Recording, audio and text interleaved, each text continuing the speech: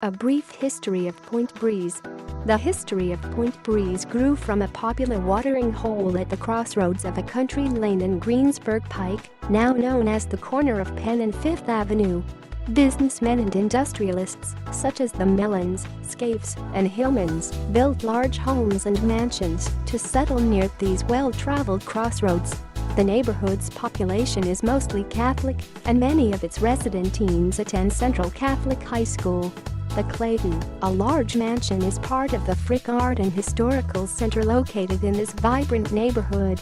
The eastern edge of the area is north of Regent Square and east of Frick Park.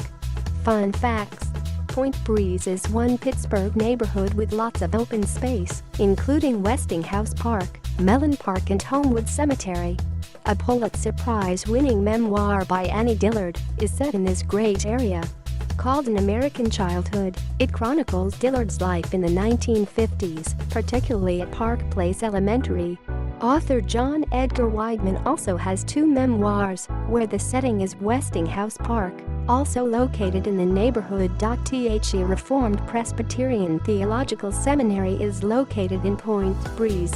This area is known for the diversity of architecture, tree-lined streets and peaceful nature. It's located close to other Pittsburgh neighborhoods such as Shadyside, Squirrel Hill, East Liberty, Homewood, and Regent Square.